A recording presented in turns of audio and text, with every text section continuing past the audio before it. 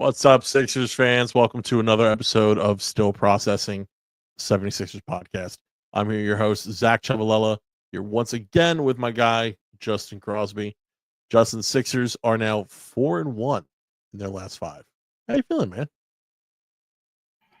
I'm doing all right. It's good to see them, stretch some wins together, man. It's really good to see, regardless of they play some good competition in between. But it's good to see them play together, man. Yeah, they had played 6 minutes together, and by they, specifically talking about the new big three, Yep. Joel, Paul George, Tyrese Maxey, 6 minutes. They were 21 games into the season at that point. 6 minutes they had played together. Didn't take long for them to pass that in this game against hmm Chicago. So that was super encouraging. And I think the way that most everybody played, it's a bit of a weird game.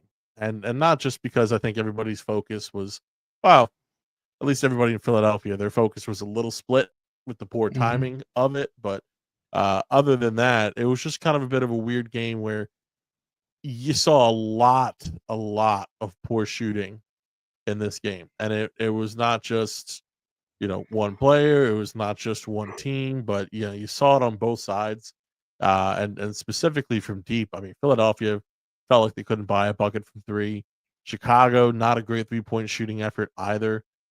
So you saw that kind of bleed into, I'd say, the performance a little bit, but by and large, I think you have to be encouraged with what you saw from the Sixers. What do you think, though?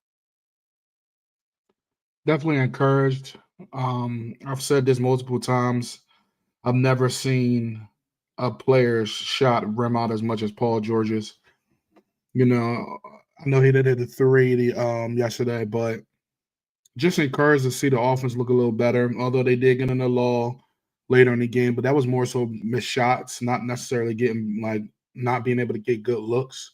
Um, so that was good to see. It was also good to see, and we could talk about this later. It was good to see guys kind of like starring in their right roles now that the big three had some minutes, like Kelly Oubre. It was good to see him in his actual role, shoot open threes, cutting, playing defense, trying to get positions, like where he's going to be best fit on his team. So that was really good to see. And just like the other guys, fitting in when needed. Like it was definitely good to see that portion of it. But yeah, the shooting, I attribute that also to it being a 12 o'clock game on, Midwest time or whatever. So, I feel like that attributed to some of that. And of course, the all three of the big three plays when everybody's watching the Eagles. So I felt that was hilarious too. Yeah, definitely a lot of split focus. I mean, I'll admit, I was writing for another aspect of my job. I was writing post game notes for the Sixers. I was watching the Sixers. I was watching the Eagles all at once. So, kind of had my eyes split every which way but left. But even still, it was an exciting game. I think and especially once you got past that first quarter and you saw the performance from Joel Embiid, which we'll touch on a little bit later. I think the game was a lot more palatable. I think it was a little bit like, "Oh boy, here we go," when you're watching that first quarter, but, from there, it obviously worked itself out, but, everyone who's joined us so far, watching along, listening, whether you're on Twitter, Facebook, YouTube, first of all, thank you so much for joining us. Please absolutely put your thoughts on not just this game, but the Sixers season so far in the comments here, I should say, and what you think the chances of Joel being able to help this team recover this season because they are listen, I don't want to say they're fast rising. Like they're 4-1 their last five. It's been easy competition that they've played. They have a little bit more easy competition on the way. Next three games are against sub 500 teams. The Indiana Pacers don't know what they're doing. The Sixers have already beat the Charlotte Hornets twice this season. I believe LaMelo Ball will miss both of those upcoming games as well. I'll have to double check the injury report, but bodes well for Philadelphia. So, not that they are, on Boston's doorstep necessarily, but as I have said online, listen, they're 7-15 right now. They get these next three games, they're 10-15. That's a hop, skip, and a jump right around the corner from 500 ball. So it's going to be interesting, but be sure to Leave your thoughts comment section below. Be sure to like, share, and subscribe to Philly Sports Network if you haven't already to check out more, not just on what we have with the Sixers, but our entire podcast network talking Eagles, talking Flyers, Union, and more. So be sure to check that out also. But getting back to this game, right? I feel like we can kind of go on, and I think that you were right about the guys playing in their roles, right? It was interesting to see Kelly Oubre, I think, like you said, specifically playing in that role, something that we could see more of going forward. And we'll probably discuss who will start in this new world moving forward once we see Joel get kind of some consecutive games. I think it's a little bit early to kind of talk about that, just because he played, they're off until Friday.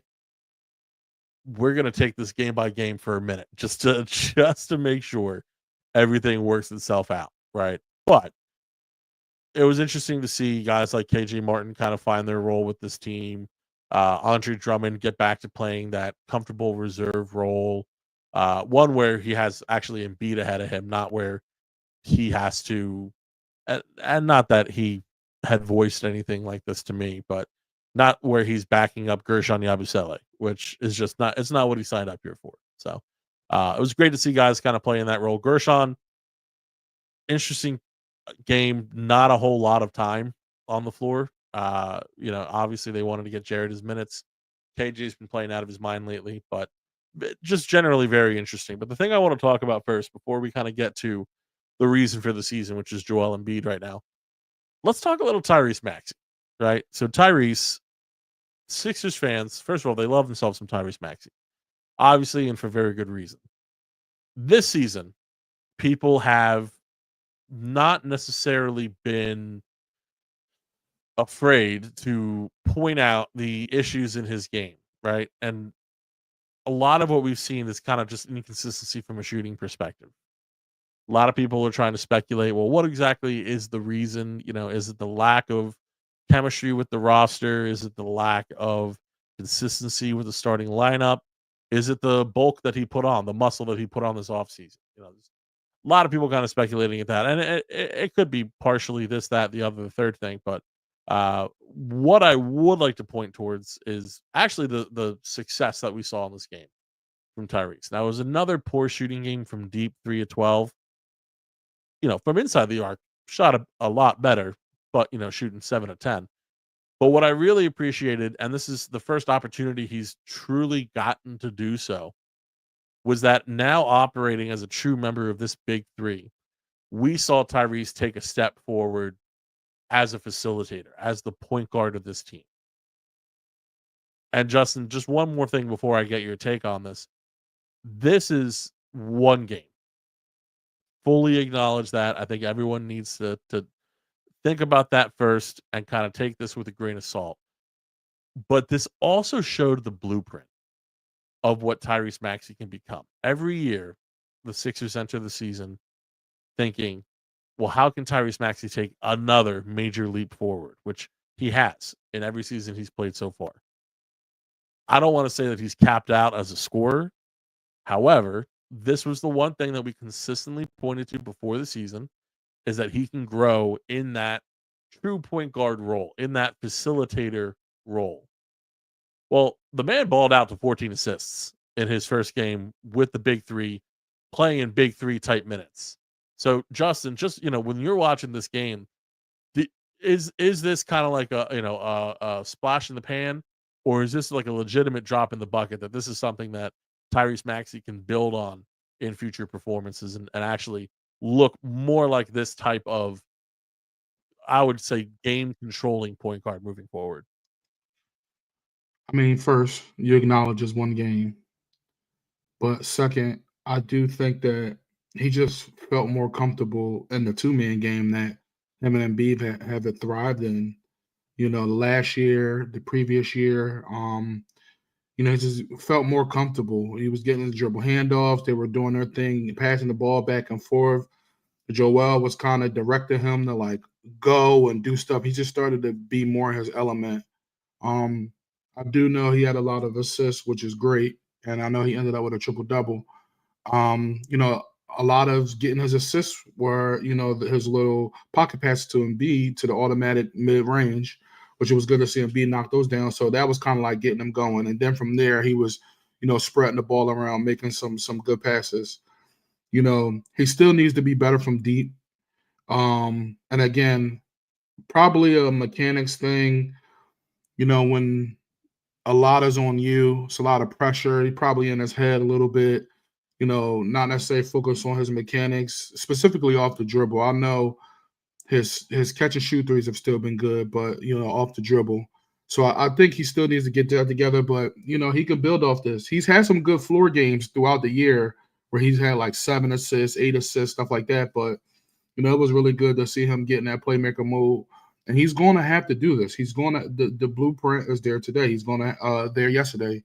He's going to have to be aggressive, take open threes, and kind of have that floor game on the pick and roll and start spraying the ball out to other guys. And if he can continue to develop in that manner, it'll be good for in the playoffs when they start cutting off the water on that 2-man game and allow him to make other plays. No, for sure, and you brought up one good point there, I think especially, and that was that two-man game with Joel.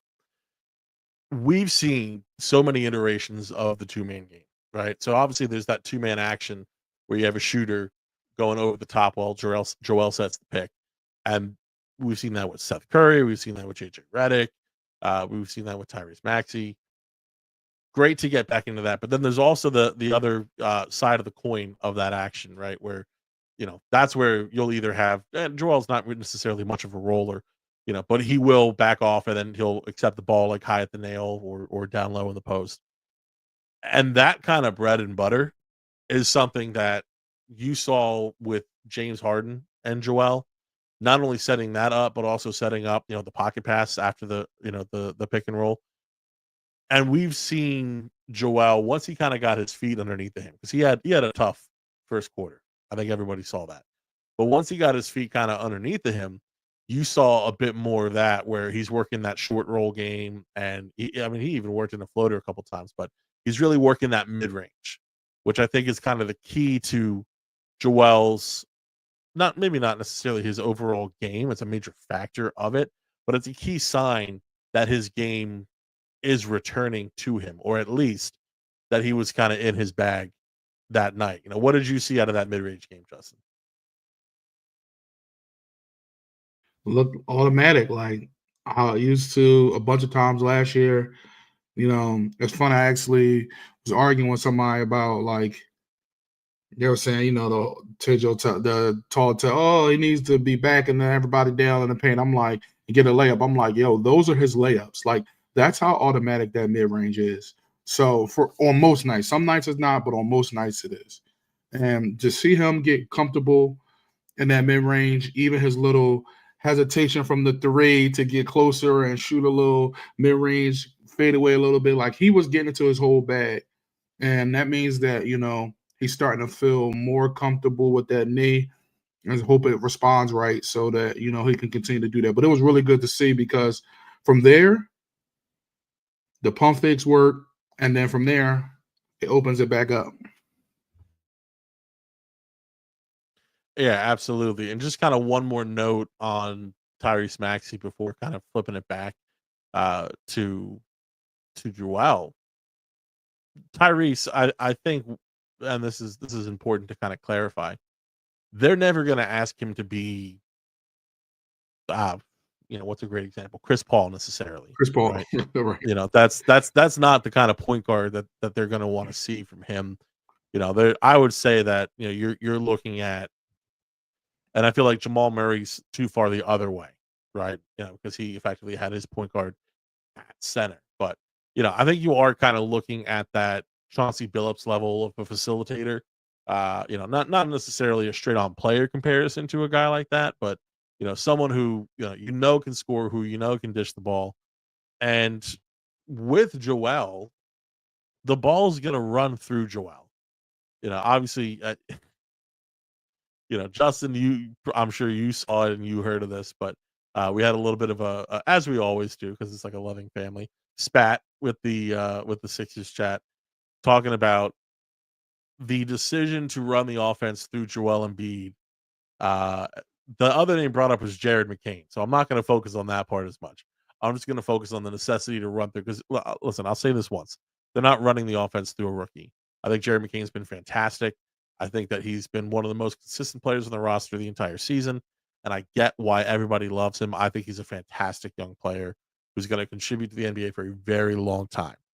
Now that I've gotten that out of the way, let's get back to reality, talk about the fact that he's a rookie, and we're talking about Joel Embiid, a former MVP, who they're paying more money than nearly anyone in the NBA is getting.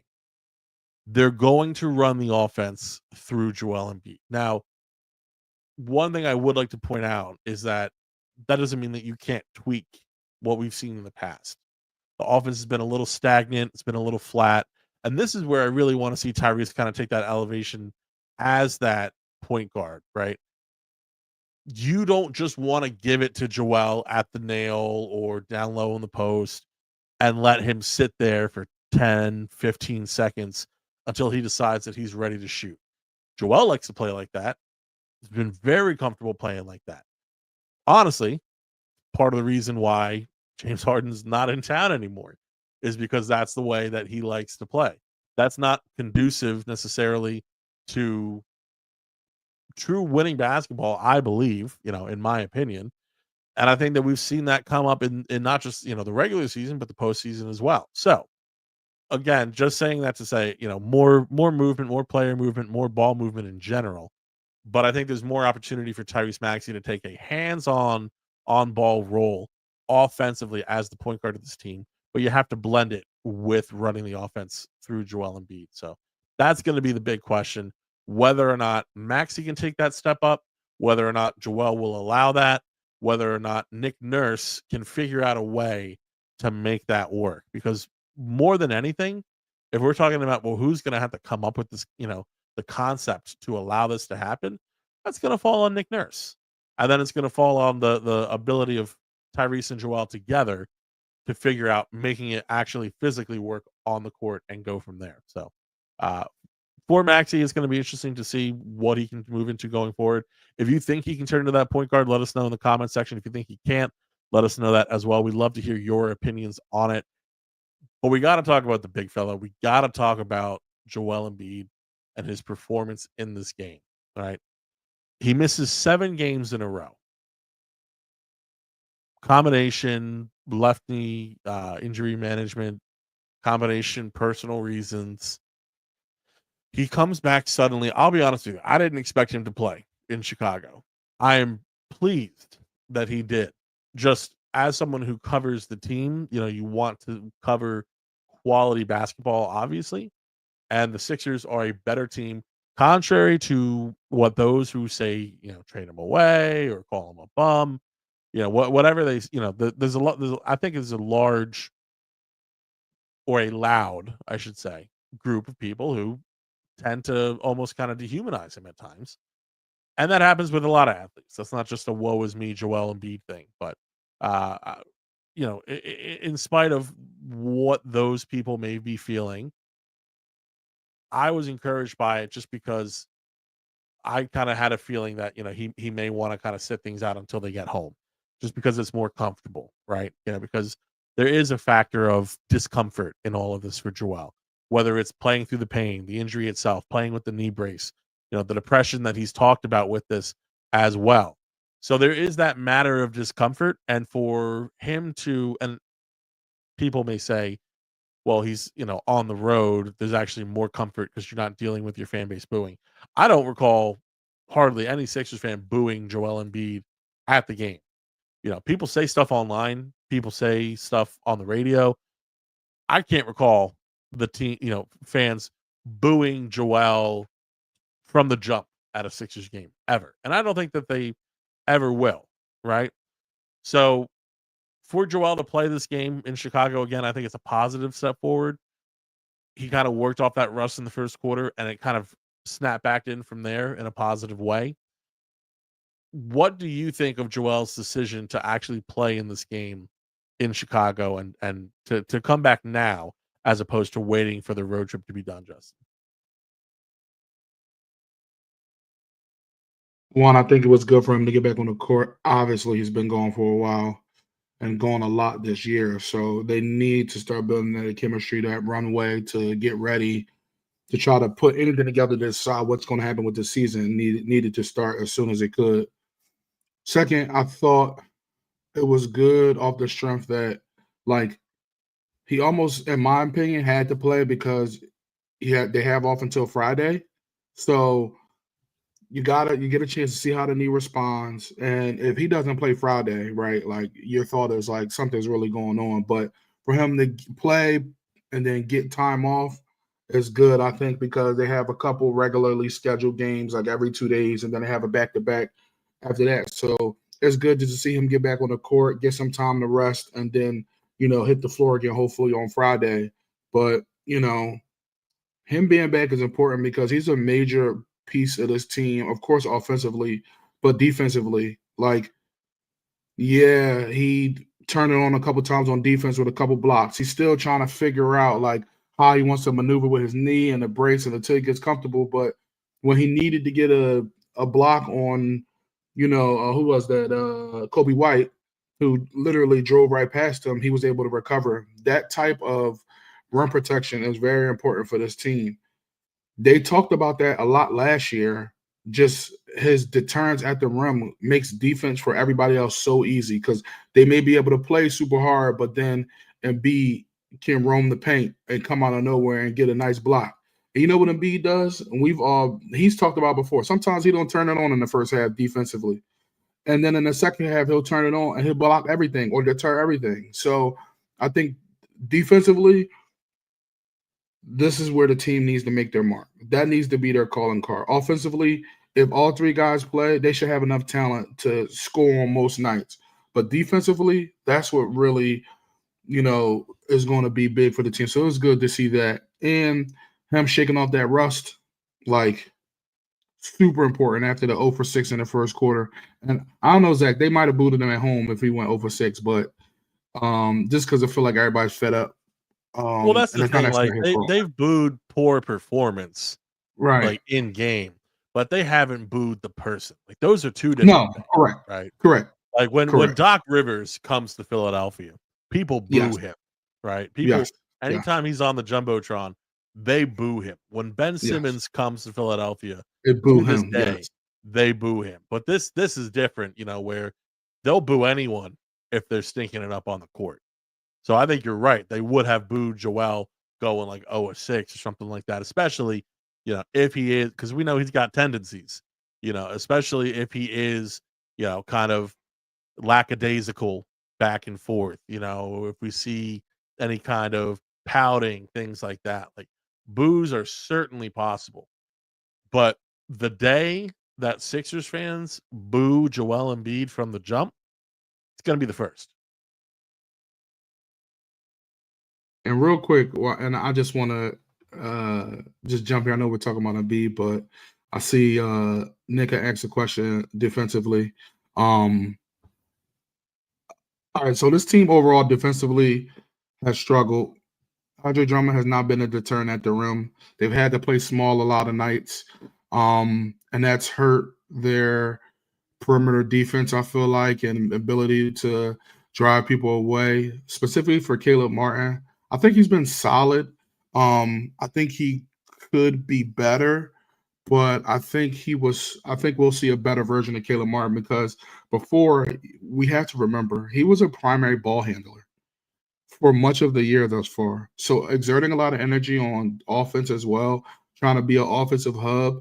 He's had a little more juice on offense earlier in the year than I thought he would have, but yeah, I think he'll be better because his role will be limited and he'll have time to focus. I think we saw that in the Knicks game when Paul George came back, and Embiid was playing. I felt like his role was that was kind of his role. So I feel like he could be better, and all indications point that if they do make it to the playoffs, his history has showed that he's a playoff riser. So I think when they stop calling a lot of the ticky tack stuff in the playoffs, it'll really show his defensive versatility.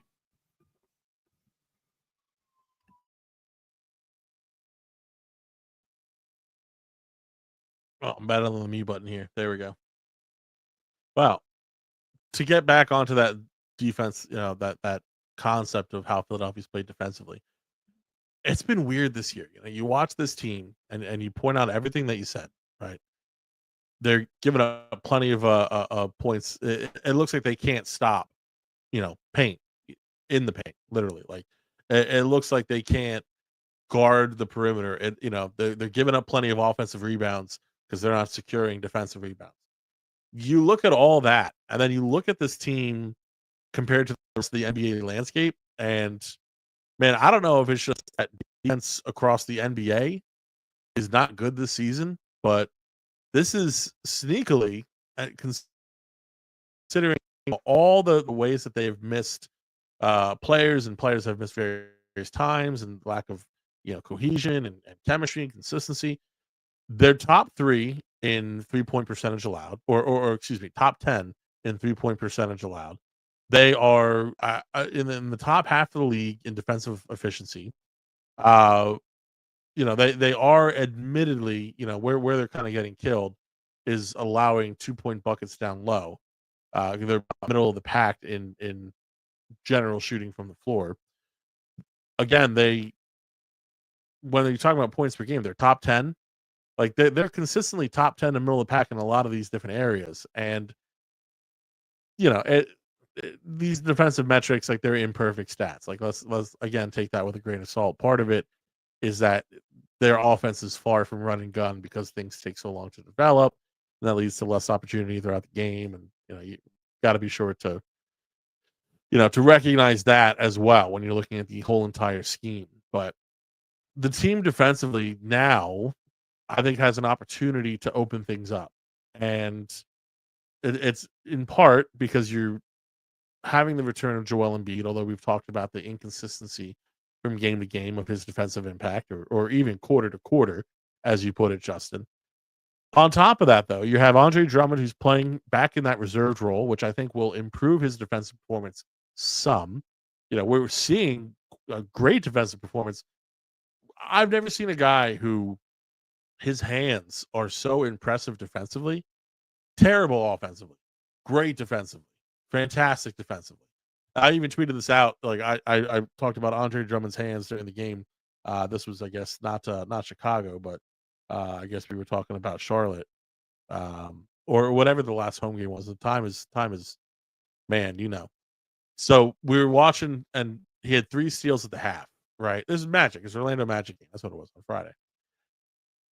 Drummond has 3 steals at the half. He ended up with 4 on the night. And I tweeted out, Andre Drummond's hands defensively, and I had to make sure that I pointed that out, defensively, extremely, extremely impressive. You want to see a bit more of rim protection out of him, which we haven't really seen this year. But again, he's kind of playing, I don't want to say, out of position. I don't want to say he's playing out of role, though. So to have him kind of back in that expected role, that 12 to 16 minutes a night, backing up Joel, feel a lot better about that. Think that you're going to be looking at an improvement from there moving forward. That should help kind of stymie that paint disparity in this well, you know the word I'm looking for, in that situation. Disparity. That's it. With Joel back, obviously that improves as well. But then we'll talk lightly just about this with the starting lineup. You just have generally more size, right? So you're able to include Gershon Yabusele at the 4, which he's been out of position at the 5 for most of the season.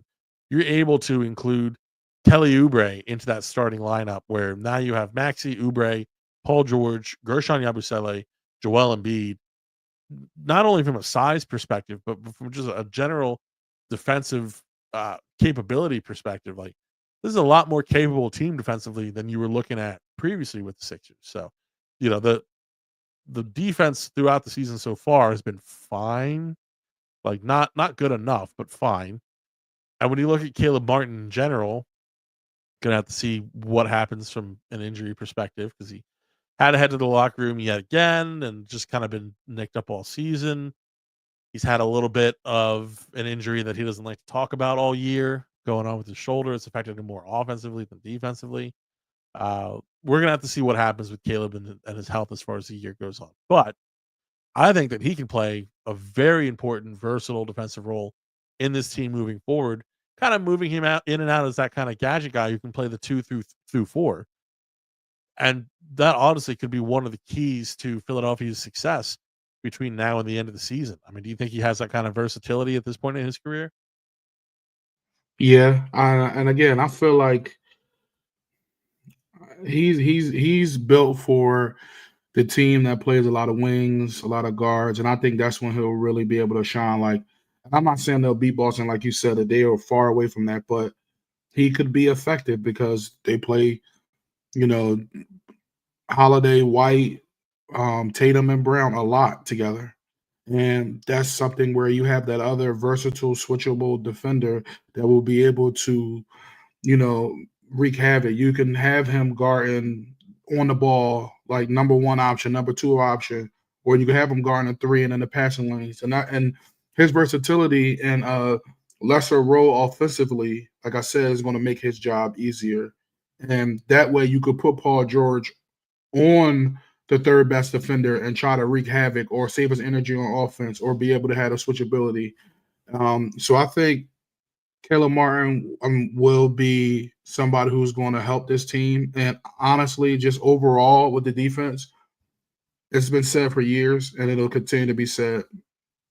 When Joel Embiid is on the floor, his presence alone makes this team have the ability to be a top 10 defense in the league.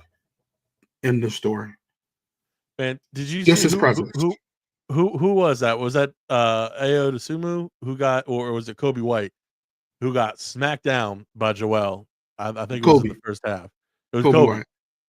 Man, that, like, honestly, that just felt so good, I think, for everybody involved, Yep. just to see that. Just because that, you don't see that with how Philadelphia's played for the beginning of this year, you know? Dre, he gets some blocks here and there. Gershon's got some power, if and when he does block a shot, but he's not blocking shots like Joel. I mean, to see that, I mean, man, that was the block heard around the team, and you got to think that that invigorated everybody, right? And so it's that kind of stuff that makes you wonder, not just, obviously we know he's good at basketball, but like it's that kind of stuff that makes you wonder, can Joel's return actually save this team's season, right? And we're that's what we're gonna get to next, is kind of like the whole heart of this episode. Can he save the season, basically? Before we do, I see Eric R here in the chat. I gotta acknowledge this here. So we need to start McCain at point guard, cut Lowry, look to add a backup point guard. So there's a lot here in just this short sentence, right? So starting Jared McCain, I think, is a perfectly sensible idea to have. The level of play he's displayed this year, definitely understand that. And I would even say, when you say start McCain at point guard, and you're talking about him being the one and Tyrese being the two, at least I hope that's what you're saying. If you're saying bench Tyrese, then we can stop talking. But if you're saying Tyrese at the two, I understand that from the perspective of, when you look at these two players and their similarities, but also their differences. One of the key differences is just the way that McCain processes the game. He's very young, and so he is turnover prone in bunches. Over the season, he's done a good job. There can be times, and like I think it was Orlando, he had 3 quick turnovers. That'll happen. Again, he's a rookie. Kind of like Tyrese, though, by and large, he is pretty good at taking care of the ball. But the difference between he and Tyrese is that he just seems more adept at processing the play in the middle of the action, right? Tyrese creates openings. Jared finds these openings, if that makes sense, right? So he has an idea of what option A, option B is. And then if that doesn't work, well, he'll have option C or option D that he can evaluate. Tyrese, well, he has option A, option B. What's that? Option A and option B didn't work. Well, I'm just going to make option C myself. And I think there's pros to both of those ways of play, those play styles. But if you're talking about a point guard, you kind of want a guy who's able to evaluate those different options, who doesn't necessarily put it on himself, right? Because that's where you can kind of get into problems. Is then you have Tyrese, shot chucking, stuff like that, which isn't normally what we see from him unless Joel's not in the game, Paul George isn't in the game, and it's kind of just him versus everybody, right? We've seen him this season get very, and I would say rightfully so, frustrated because he's working on dribble penetration and trying to kick it out to guys in the corners, and you have guys who they're not on his same wavelength. He knows that they can shoot. This is what he has specifically told, myself and other media members. He knows they can shoot, so they need to shoot it without a second thought. That has not happened. They have not taken the shot that quick. And a great guy that you can look at as an example of that's KJ Martin. KJ Martin's shooting like 50% from 3 this year. He is capable of shooting. Is he going to shoot like Steph and shoot 10 plus threes a game? No, that's not going to happen. But he's capable of shooting, especially when he's wide open in the corner. And he's only taking, if just off of eyeball, I'd say he takes 1 out of every 4 wide open 3 that he receives in the corner. And that's the frustration part that Tyrese is talking about. With a guy like Jared, I'm not saying that he can make those guys shoot necessarily, but because he can kind of adjust his play and he's not just making a beeline for the bucket and trying to kick out from there, he's able to draw defenders in a different way, right? It's not as generic, if that makes sense. And so that leads to more optionality as a passer. That's the only reason that I'm talking about this argument of Jared McCain at point guard. So, do I think there's a future there? I do. For right now, I think you need to put as much marketable success on the court at one time as possible. And I don't necessarily care about starters. It's more about finishers. So you need to think about what you need, and that can almost be game by game. So if you need length, athleticism, rebounding, defensive impact, you need Kelly Oubre in that game, right? And if you need an offensive boost, especially if you're down and you need some 3-point shots, you know, off of a guy like Joel, Jared's great to have there. If you need some secondary ball creation, Jared's great to have there. But this is when we get down to kind of like the minutia of the game. Like, you're built around a big 3. And I know I'm rambling, and I apologize to everybody, especially my co-host Justin here. Well, you have a big 3. It's built around those 3 guys. The other 2 players in the game, not that they're not crucial, not that they're not important, but they need to be complementary. So you need to figure out what you need in that moment. And this is where a versatile guy like Gershon Yabusele shines. But you need to figure out what you need in that moment and plan accordingly. So sometimes that answer is going to be Jared McCain. Sometimes it's going to be Kelly Oubre. Occasionally, even though a lot of fans don't feel this way, that answer is going to be Caleb Martin.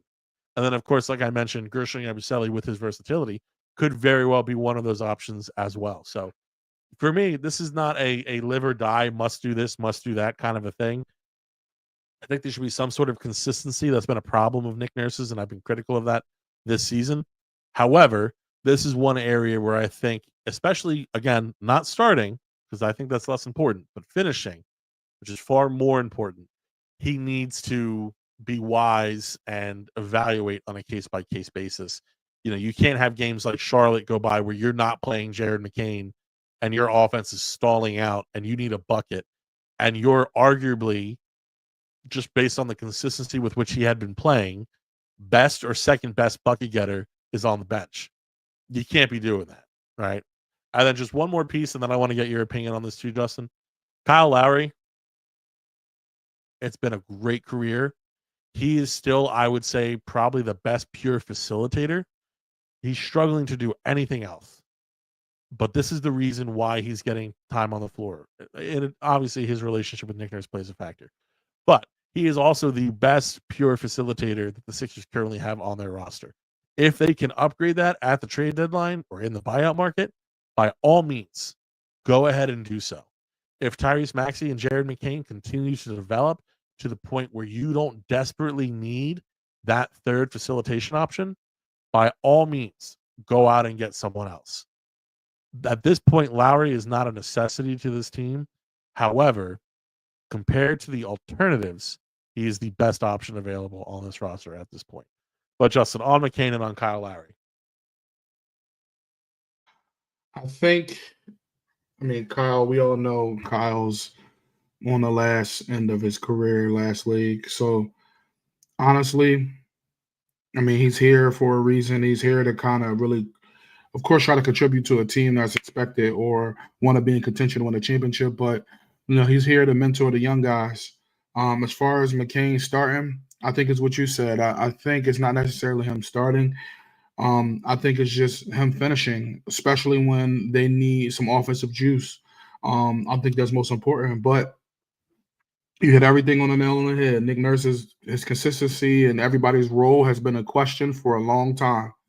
But a lot of that is going to become very clear if the big three can stay healthy and continue to play the games together. Then you'll see everybody get acclimated into their roles. And there will be some nights, like you said, where there's going to be a team that has a lot of length and stuff like that. They're going to hunt McCain, and they're going to have to go a different direction, and they're going to have to live with the results of the offense from the big three as they've focus on defense. I think that's most important. I think we obviously know McCain is very talented on offense, and he's only going to get better. But when you're playing against a certain opponent, they're gonna pick on you. They literally hunted him against the Magic. They hunted him on defense, just like they used to do with Maxi. You're smaller than everybody, almost everybody on the court, so we're gonna try to post you up or go right by you and go from there. I think that's what matters. Sometimes you can live with that if you're outscoring the opponent. You're not necessarily worried about that. Like against Chicago, they weren't necessarily hunting him, and that's fine. But other teams are going to do it. Boston's going to do it. You know what I mean? Like that's just what's going to happen. Milwaukee, they'll try to do it, but they have some of the same issues with Dame. Guys try to hunt Dame on defense, so it's like some of the Cleveland, they probably won't do it because they got their own issues with their smaller guards. But that's just going to be a strategy. So fans are going to have to live with the coaching decisions, and at the end of the day, it is what it is. But I don't think we'll see any type of move with Laurie. I think Laurie's on his team for the rest of the season. I think if anybody gets any type of cutting, it'll be Reggie Jackson. So, I'll see. I don't think that Laurie is going anywhere, regardless of what fans want. Although, like you said, he has been playing bad and defensively, very much a struggle for him. So that's my thing. But this kind of segues into what we want to talk about, Zach. All this matters is if Embiid is here. We talking about saving the season. Yo, they can flip this around. They really can. But he has to be on the court. Period. Paul, we've seen what it looks like when Paul George and Maxson are going to be able to win games like that. But some of these bigger matchups and stuff like that, they need him. And that's the only way, in my opinion, that they could save the season. This thing is all around health. And we knew this going into it. But to see it play out in front of our eyes, where it's like, yo, the health really matters. It's like the Phoenix Suns with their guys, or the Brooklyn Nets from back in the day. It's like the health can really put a dent into any aspirations you have to be a championship team. And we see it right now. And that's most important. No, you're 100% right. None of this matters unless you have not only a healthy, like a truly healthy Joel Embiid. You need Embiid playing like he did against Chicago. You don't necessarily need. I mean, even Memphis Embiid, which looked better, still not going to cut it. That was almost like playoff Embiid last year, which a very impressive player, but not truly Joel, and not necessarily enough for what Philadelphia needs. So we can talk about ancillary players like Kyle Lowry, Reggie Jackson, and I don't mean that as an insult. That's just, I mean, it's just a fact, if we're being honest, and they know that this is like part of why they came here. Excuse me, but Eric Gordon, guys like that. But without Joel, it's not going to matter. So, with that being said, Justin, just based on what you've seen, do you have confidence that Joel can help the Sixers save the season? I'm still not sure, and I know that seems like a cop out.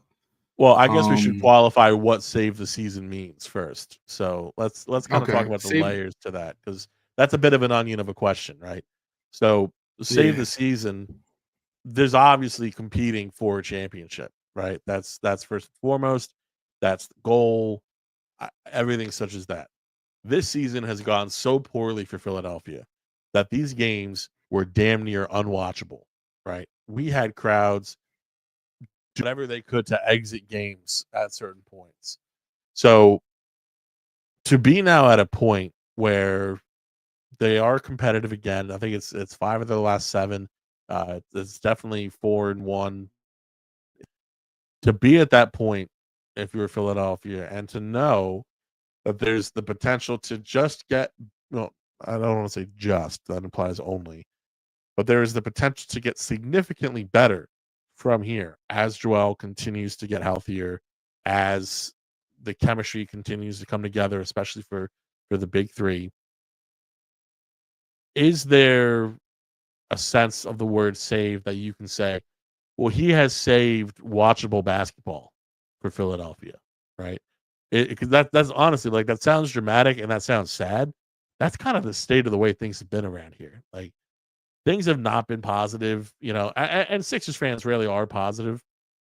And again, Sixers fans, I don't mean that as a slight. Like that you have had every right to not be positive with what has happened with this team over the years. So I just say that to say it's already difficult enough being positive considering where this team has let the fans down in the past. Then you have all the struggles of this year and the team's record and just the terrible performances against terrible teams. I mean, losing to Tobias Harris and the Detroit Pistons was horrendous. So looking now at how the team has kind of come together, because they kind of came together on their own without Embiid too, right? And then that was further compounded by the return of Paul George, and then now the return of Joel Embiid. So I guess if we're talking about the different levels of this, Justin, can Embiid save the season? And does save the season look like make them competitive again to where it's watchable, they'll be a playoff team? Or does save the season mean they can be competitive for a title? I think save the season means being competitive, watchable, making the playoffs. Um, I think right now, again, we say this about health, but I do think that's the save the season. Ultimately, I'm not sure yet, just because we need to see how often he plays. That's literally that. I know and I know he's talked about with ESPN how it's been depressing and he wants to play. And of course, he wants to play. He sees his team going out there losing to teams he shouldn't be losing to. How much a difference he makes, how much attention he draws. Clearly, but his health is what it is, and it's been like this his entire career. As a fan and as covering the team, we've seen it. So I have to see how often he's going to play as we get into January. As we go into January, I got to see how often he plays to really see, if they'll be able to string it together to be a competitive team. They have the talent. They clearly have the talent to make the playoffs. They clearly were talking about winning a championship, and I know probably that building still thinks that if they get in, they have the high caliber talent to make it this make it past second round or whatever the case may be. But guess what? We keep going back to the thing, and I keep saying it over and go. Health matters. You got the 7th seed last year. You had to play in the play-in. You wound up playing the Knicks in the first round. Yeah, you lost 4-1. It could have went the other way, right? It could have been 4-1 the other way with some of the outcomes at the end of the game. But be missing all that time and them struggling, that matters. Like, it's not about just getting in the playoffs. It's not like that. You got to gain chemistry and you got to get favorable matchups when you can to make the run easier. So if they think just sneaking here at the 7th seed again is going to work, history has shown that it doesn't. So, before I say completely Embiid gonna say this thing, I gotta see how many games he's gonna start playing. If he plays these next 4 and it's all good, okay, he don't play the back to back, cool. But if he play 4 straight, skip a back to back, and then plays the next game in San Antonio with San Antonio, then on Boston on Christmas and stuff like that, then I will feel more comfortable with saying that. But if he plays 4 games and then misses another 2 weeks, what are we doing?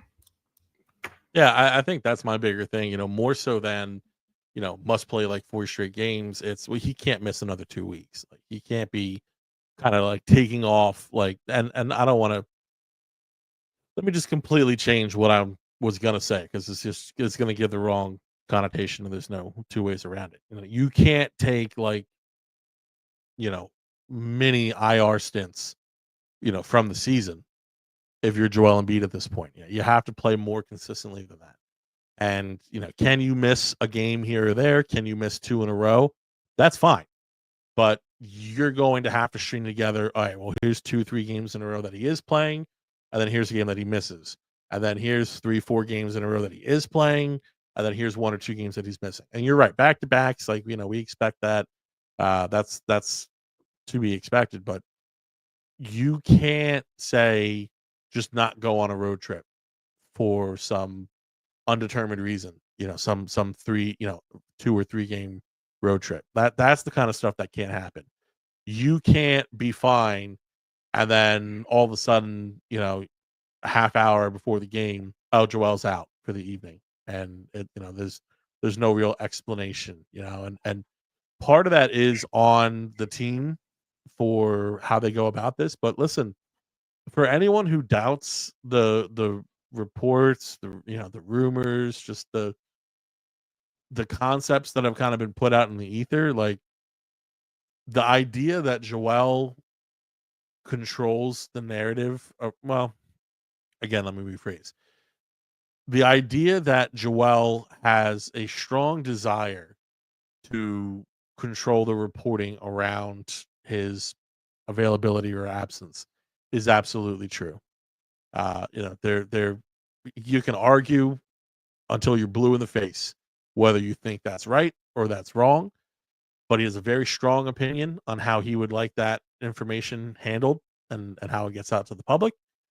And it is handled in the way that, and this is like something you can see with how consistent it's been, whether we're talking about Brett Brown, Doc Rivers, Nick Nurse, whether we're talking about the Colangelos, whether we're talking about Daryl Morey, Brett Brown when he was the GM that one summer, like whatever. Like this is a situation where Joel wants control over this conversation, over this narrative. And so I would argue that Joel needs to be a little more forthcoming for the sake of the fans. I would also argue that if you think that's going to happen, you might want to get to know this team a bit better because that's frankly just not going to happen. What I would want to say is that instead of that, since that's not a possibility, frankly, simply don't give people a reason to criticize it, right? If you want to control the narrative around your availability, I'm not going to say that that's fine. I think it's a little odd for a player to do so. I understand the desire to, especially for somebody as private as Joel. It's just not how this is done. But so if you're going to do that, you have to go out of your way to avoid that criticism. And I'm not saying like if he feels like his leg's going to fall off that he has to push through and play, but within sensical, guidelines, like yeah, you got to push through, which he has in the past. I'm not saying he hasn't, but that's what he has to do now. I'm talking about now. He has to continue to push through the pain. He has to continue to push through swelling. He has to continue to push through being uncomfortable.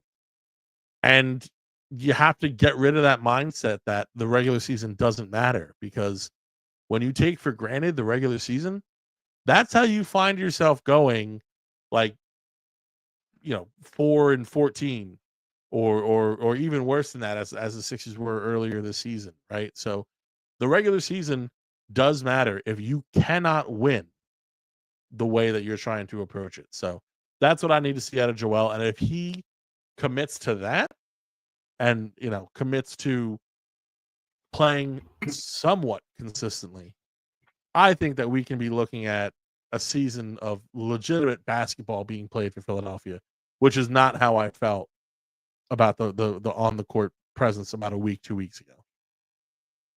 And I'll say this real quick. It'll also, because I know we were 8 o'clock. I want to say this. It'll be interesting to see the strategy on Joel and Paul, their injury management. I'm curious to see the strategy going forward. Of course, Joel's his own story, but last time they both didn't play back to backs one night, and it's interesting to see how they're going to start doing that, whether it's going to be the front end of back to backs or the second end of back to backs. Like, I'm really curious. There, I think they have maybe Charlotte on a Tuesday night and then Cleveland on a Wednesday night.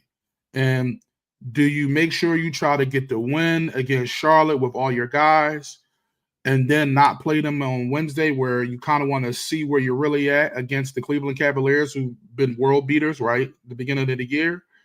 Or do you sit them and then maybe risk losing against Charlotte, who's played well that night, and then possibly losing to Cleveland anyway? So it's just like interesting to see, Yeah. how they do that. But I do think because of the hole that they dug themselves in, they gotta, like, February, March, cool. Now trying to dig out the hole, gotta try to dig out the hole and play some of these back to backs. But it looks like no matter what, they'll probably stick to their guns on that. Yeah, and just, one last thing before we wrap up on that same point that you kinda just laid out. When you're getting to back-to-backs and stuff like that, I think you have to evaluate it differently now than you did earlier in the season, right? So, this team is actually proving to finally be capable playing together. So, you have to kinda consider your competition, like, if you're going up against, and I'll use the Washington Wizards, even though they just beat Jokic and the Denver Nuggets, which is no easy task. If you're going up against the Washington Wizards and then the next night you're going up against the Boston Celtics, sit for the Wizards and you better play the Boston Celtics. And that's that's not, just like a point of pride kind of thing, but you have to be accustomed to playing against these great teams in the East. Like, I wouldn't feel so strongly if you're, and I'd still feel a little strongly. I wouldn't feel so strongly if you're talking about like OKC or something like that. And I think that there's a little more leeway there, but you have to play against the best competition. Iron sharpens iron, and you have to be willing to face that tough competition and to trust your guys to take care of the games that they have a shot at taking care of on their own as well. So, but we'll see what happens from here. Sixers are off until Friday. They should have practice during this week. I did hear that there is no practice tomorrow, so thus no updates from us tomorrow. But possibly come Wednesday, come Thursday, we at Philly Sports Network should have a bit more information for you ahead of their Friday night matchup against the Indiana Pacers. But for now, thank you again so much for joining us. Please be sure to like and subscribe and share. Really appreciate everyone coming out, watching the show, listening, all your comments today. Scott, Nick, Eric, of course, Dan. And listen, it's getting better, right? Just everyone, who's watching through these games and kind of already given up on the season. I think this is about time where we can kind of say, and Justin, correct me if I'm wrong, like, hey, at least there's some actual good basketball being played. Like, the games are fun again. And this is a fun sport. So let's have some fun. But thank you again for watching and listening. It's been another episode of Still Processing, a 76ers podcast.